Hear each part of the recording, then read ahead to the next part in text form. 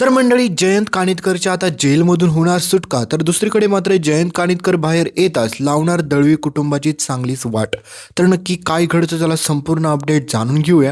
Video नसेल तर व्हिडिओला लाईक करा आणि चॅनलला सबस्क्राईब करून सोबतचं बेल नोटिफिकेशन ऑन करायला विसरू नका. तुम्ही पाहिलंच मित्रांनो की आता विश्वा आणि जानूच्या लग्नाची जोरदार अशी तयारी चालू आहे, पण त्या लग्नामध्ये जायला भावनाला कधीच आवडलं नाही आणि कधी आवडणार पण नाही. पण भावनाची इच्छा असते की जानूचं लग्न व्यवस्थितपणे पार पडावं, पण ह्या जानूला वाटत असतं की भावनाने सगळं काही विसरून जावं आणि माझ्यासाठी त्या घरामध्ये परत रिटर्न यायला पाहिजे. पण हे जानूला पण समजायला पाहिजे की हे सगळं झालंय तिच्यामुळेच, कारण की बिचाऱ्या सिद्धूला त्याची मुलगी पण ओळखत नाही, हे तुम्ही नोटीस केलं असेल. त्याच्यामुळे बिचाऱ्या सिद्धूला तर किती वाईट वाटत असतं. त्याच्यामुळे ह्या सगळ्या गोष्टीला जबाबदार कोण असेल तर फक्त आणि फक्त ती लक्ष्मी आणि जानू ही सगळीच आहेत. तर पुढे मात्र आता ते आनंदामध्ये जानूचं लग्न सेलिब्रेट करत असतात. पण मित्रांनो, आता कहाणीत येणार सगळ्यात मोठा ट्विस्ट म्हणजेच तुम्हाला माहितीच आहे की जयंत कानिटकरची पुढे सुटका होणार आहे.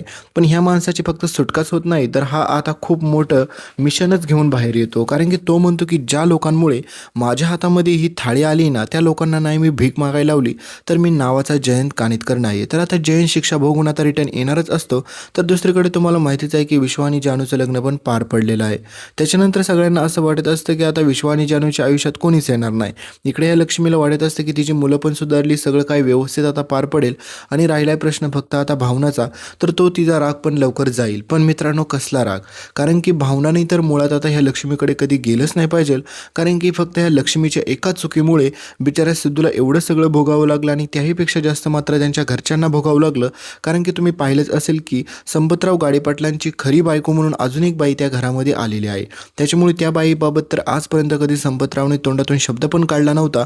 मग ही बाई अशी अचानक आली कसं काय? आणि ती तुम्ही पाहिलंच असेल की कसं त्या घरावरती राज्य करायचा प्रयत्न करते. म्हणजेच नेमका प्लॅनिंग काय आहे हे देखील बाहेर समजलेलं नाही. आणि हे सगळं झाले त्या लक्ष्मीमुळे असं का म्हणतोय? कारण की सिद्धू जर घरात असता तर त्या बाईची हिंमतच झाली नसती त्या घरात येण्याची. आणि सगळ्यात महत्त्वाची गोष्ट म्हणजे मित्रांनो, तुम्ही नोटीस केलं असेल, जेव्हापासून आपला सिद्धू त्या घरात रिटर्न आलाय तेव्हापासून मात्र बिचारे आपली रेणुका काकूला देखील आता आधार वाटायला लागलाय.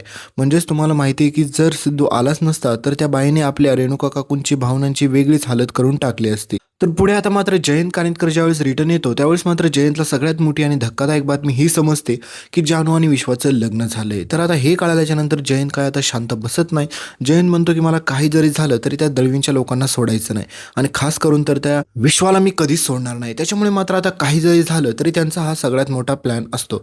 तर पुढे आता जयंत तुम्हाला पाहायला भेटेल की कशाप्रकारे विश्वावरती जीव घेऊन हल्ला करतो आणि जानूला पण तिची लायकी दाखवतो. आणि त्याच्यानंतर काय, लक्ष्मीला आता कोणच मदत करू शकणार नाही, कारण की तुम्हाला माहिती आहे की भावना तर कधी तिच्या मदतीला धावून जाणार पण नाही.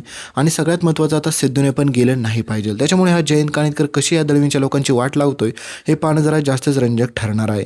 आणि सगळ्यात महत्त्वाची गोष्ट म्हणजे मित्रांनो, आपला सिद्धूने आता लवकरात लवकर त्या घरामध्ये आलेल्या त्या बाईला, म्हणजेच ती संपतराव गाडेपाटलांची बायको म्हणून सांगते ना, तर तिला देखील आता लवकरात लवकर बाहेर काढलं पाहिजे. कारण की आपल्या रेणुका काकूंच्या हाती ती सगळी सत्ता दिली पाहिजे. आणि आपल्याला सगळ्यात महत्त्वाची गोष्ट म्हणजे सुलक्षणा आजी अजून पण त्यामध्ये दिसत नाही. त्याच्यामुळे लोकांचं म्हणणं आहे की ती कुठे, तिला लवकरात लवकर रिटर्न घेऊन या.